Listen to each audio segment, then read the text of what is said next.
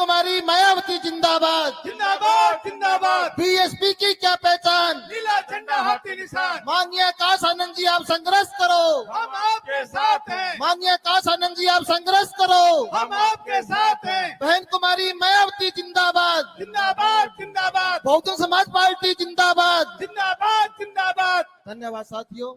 माननीय आकाश आनंद। जय भीम।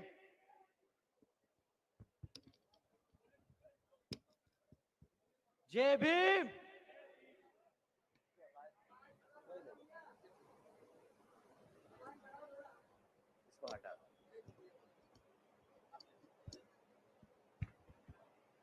कोई बात नहीं, रहने दीजिए। इसको हटा दो, मैं हाथ से हाँ हटा दो, इसको हटा दो, कोई बात नहीं।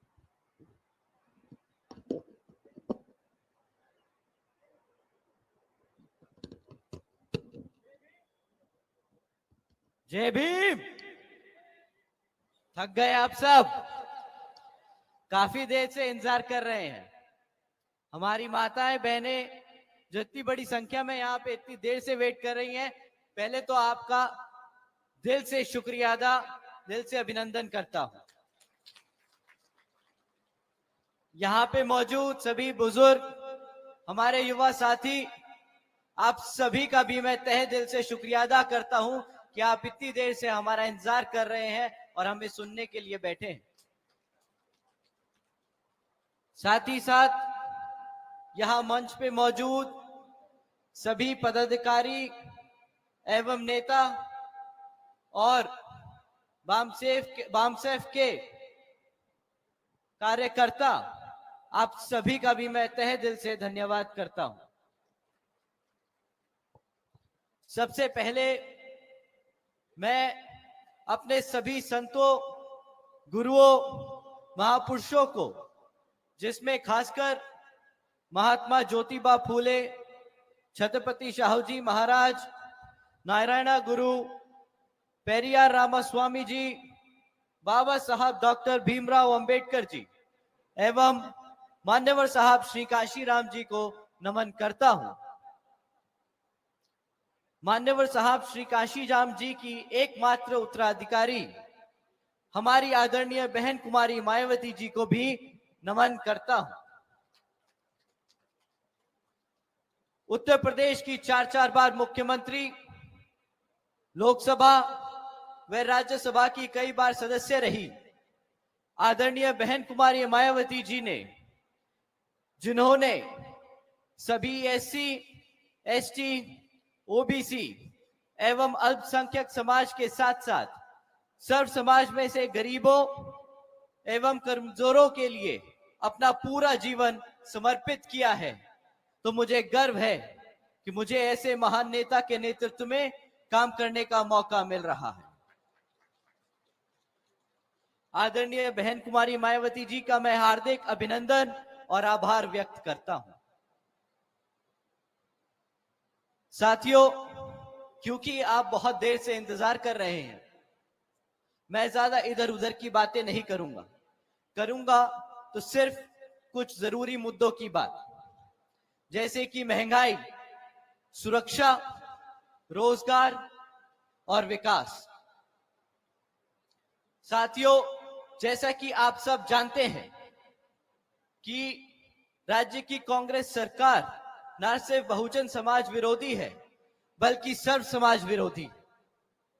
साथियों, सबसे पहले हम यहां खेतड़ी की बात करते हैं तो राज्य की कांग्रेस और भाजपा की तमाम सरकारों ने खेतड़ी को आज तक जिला का दर्जा नहीं दिया, जबकि खेतड़ी राजस्थान की अपने समय में सबसे दूसरी नंबर पर रियासत रही है।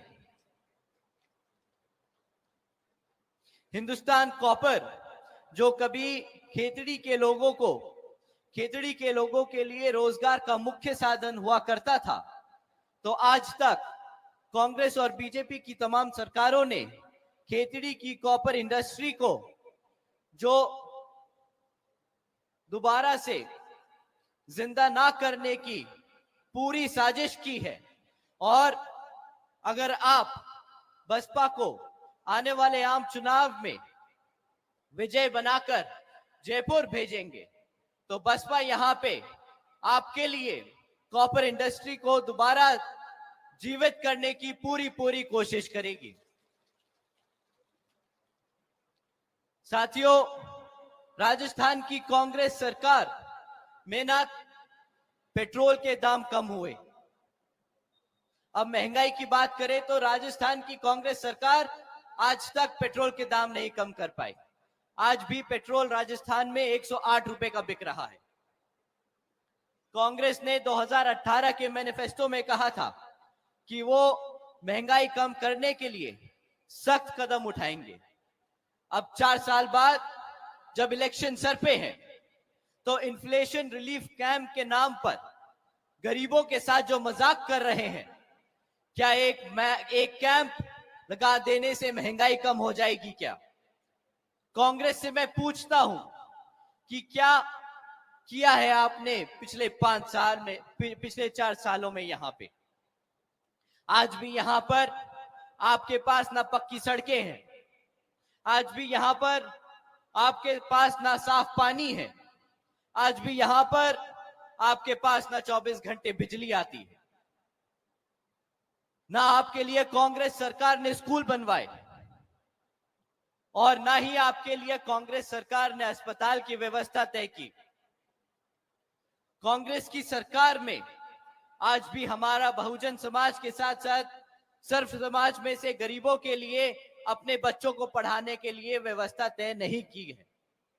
कांग्रेस की सरकार में आज भी हमारा बहुजन समाज अपना इलाज कराने के लिए दूसरे शहरों तक जाना पड़ता है और ये इत्तेफाक नहीं है, ये कांग्रेस सरकार की मनुवादी सोच है।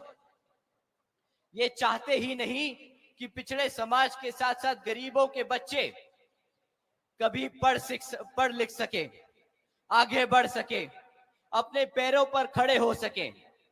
ये हमेशा सिर्फ और सिर्फ अपना गुलाम बनाकर रखना चाहते हैं और जो हमारे बच्चे किसी तरह पढ़ लिख गए उनके लिए तक ये कांग्रेस सरकार रोजगार नहीं दे पाई। हमारे बच्चों को ना दे पाई शिक्षा, हमारे युवा साथियों को ना दे पाई रोजगार और हमारे बुजुर्गों को ना दे पाई इलाज की सुविधा। इस कांग्रेस सरकार ने सिर्फ किया है हमारे एससी, एसटी, ओबीसी एवं अल्पसंख्यक समाज के साथ साथ सर्व समाज से गरीबों और कमजोरों के साथ मजाक और खिलवाड़। अब मैं आप सबके सामने वो बात रखने जा रहा हूं जिससे मुझे सबसे ज्यादा दुख पहुंचता है, हमारी माताओं और बहनों की सुरक्षा। पाली में दलित मां और उसकी गर्भवती बेटी को दबंगों ने मारा पीटा। क्या पीड़ित को मिला इंसाफ साथियों? नहीं। कांग्रेस सरकार ने गुंडों के खिलाफ आज तक कोई भी प्रभावी कार्यवाही नहीं की। धौलपुर में 26 वर्ष की दलित महिला के साथ उसके पति और बच्चे के सामने दबंगों ने उसका गैंग रेप किया। इस रूह कांपती वाली घटना को राजस्थान की पुलिस ने क्या करा? इस घटना को पुलिस ने मारपीट का केस बताकर दबा दिया। राजस्थान के दौसा में 8 अपराधियों ने एक दलित महिला के साथ सामूहिक दुष्कर्म किया। उसके शरीर पे तेजाब डालकर उसे जलाकर उसके शव को एक कुएं में फेंक दिया। साथियों, जो सरकार अपनी बहन बेटियों की सुरक्षा ना कर पाए उसके मुख्यमंत्री को गद्दी पे बैठने का कोई हक नहीं।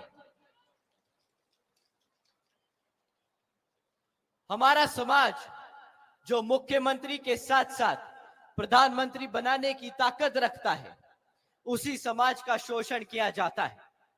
और वही है वो यहां केवल आपके राजस्थान की बात नहीं, बल्कि हर एक प्रदेश की बात है जहां पर मनुवादी सोच रखने वाली सरकारें चल रही हैं। साथियों, अगर ये कांग्रेस का हाल है तो बीजेपी कुछ बेहतर नहीं। बीजेपी की केंद्र की सरकार ने पहले आपके नोट गैर कानूनी बताकर नोटबंदी के द्वारा यह कहकर कि इसको नोटबंदी करने के बाद समाज से, हमारे सिस्टम से काला धन खत्म हो जाएगा और वो जो लोग काला धन ऐंठे बैठे हैं वो सरकार के सामने आ जाएंगे और उनको जेल भेज दिया जाएगा। आज इतने समय के बाद भी ना कोई दोषी पकड़ा गया और ना ही कोई जेल गया। तो हम सरकार से पूछते हैं कि ये काला धन आया कहां से और गया कहां? कितने थे वो दोषी जो पकड़े गए? बीजेपी की केंद्र की सरकार ने हमारे किसान भाइयों को वादा किया था कि उनकी आमदनी दुगनी कर देंगे, लेकिन हकीकत तो ये है कि हमारे किसान भाई की आज भी आय दिन पे दिन घटती जा रही है। बीजेपी की केंद्र सरकार ने वादा किया था कि 2022 तक हर बेघर को घर दिया जाएगा, लेकिन यह वादा भी बाकी सब वादों के साथ एक झूठ निकला। बीजेपी की केंद्र सरकार ने वादा किया था कि हर साल 2 करोड़ नौकरियां देश में पैदा की जाएंगी, लेकिन अगर सरकारी आंकड़ों की माने तो आज देश में नौकरियां 12.5 करोड़ पहले से कम हो चुकी। ना बीजेपी नौकरियां दे पाई, ना बीजेपी बेघरों को घर दे पाई और ना ही बीजेपी किसानों की आय दुगनी कर पाई। साथियों, आदरणीय बहन जी ने लंबी चौड़ी वादे नहीं किए, बस अपने समाज के साथ साथ सर समाज के लिए कानून व्यवस्था और सामाजिक व्यवस्था के अनेकों काम किए, जो आज यूपी में जमीन पर हकीकत में हमारे समाज के लोग को फायदा मिल रहा है।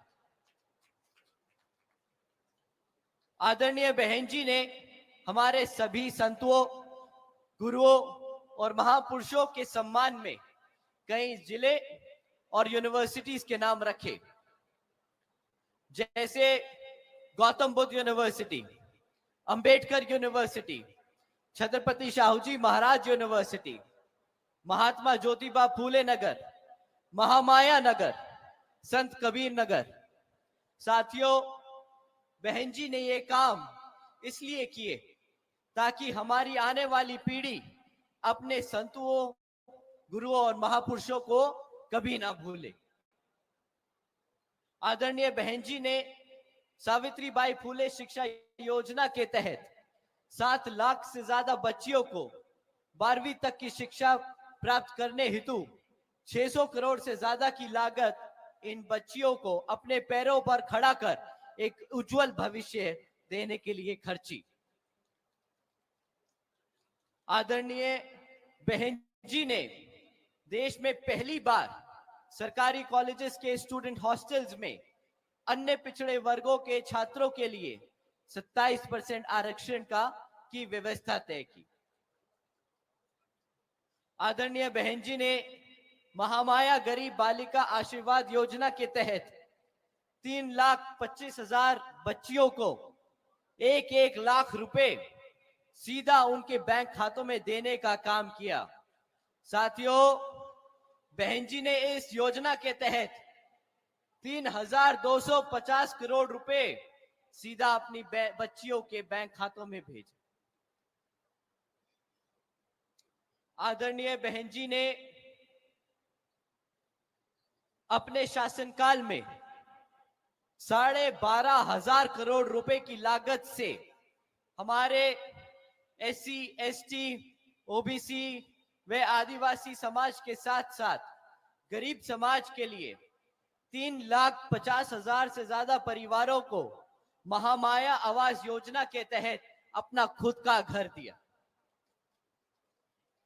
साथियों, आदरणीय बहन जी ने अपने शासनकाल में 90,000 से अधिक शिक्षकों को सरकारी नौकरी दी, 1 लाख से अधिक सफाई कर्मचारियों की भर्ती की, 2 लाख से अधिक जवानों को पुलिस फोर्स में भर्ती किया।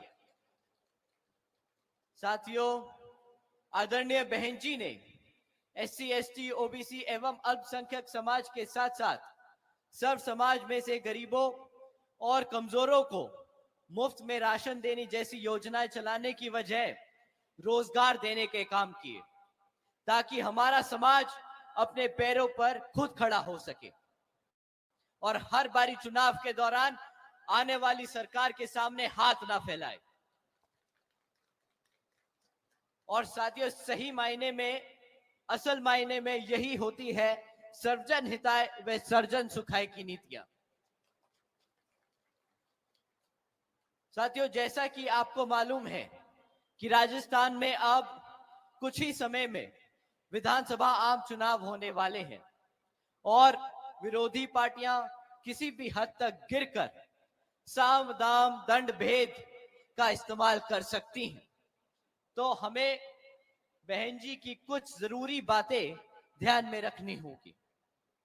विरोधी पार्टियां आपको मुफ्त में राशन और मुफ्त में बिजली देने का वादा कर सकती है, पर आपको ध्यान रखना होगा कि आपको अगर अपने बच्चों को काबिल बनाना है तो साथियों ध्यान रखना कि मुफ्त में कोई भी काबिल नहीं बनता। विरोधी पार्टियां आपको धर्म के नाम पर बांटने का काम कर सकती हैं, पर आपको ध्यान रखना होगा कि बहुजन समाज पार्टी सर्जन हिताय व सर्जन सुखाय की नीति पर के आधार पर चलकर यहाँ पे अपनी पार्टी सरकार बनाएगी, जो सब धर्म और सब जातियों को बराबर का सम्मान देने का काम करेगी। और विरोधी पार्टियां अपने चमचों का इस्तेमाल कर आपको भ्रमित कर सकती हैं साथियों, लेकिन नीले झंडे वाले तो बहुत मिलेंगे आपको, लेकिन आपका झंडा वही है जिस पर हाथी का निशान है। तो साथियों, समय आ गया है कि अब हम सब एकजुट होकर समाज के हर एक व्यक्ति को बसपा से जोड़ने का काम करेंगे और आने वाले आम चुनाव में, विधानसभा आम चुनाव में बता देंगे कि हम आ रहे हैं हर एक उस चीज के लिए जो इस संविधान में हमारे समाज के लिए देकर गए हैं हमारे गुरु बाबा साहब डॉक्टर भीमराव अंबेडकर जी। तो साथियों, मैं आपसे यही अपील करता हूं कि आने वाले विधानसभा आम चुनाव में आप सब हाथी निशान के सामने वाला बटन दबाकर बसपा को वोट डाल यहां पर आपके लोकप्रिय मनोज घुमरिया जी को विधायक बनाकर जयपुर भेजने का काम करेंगे।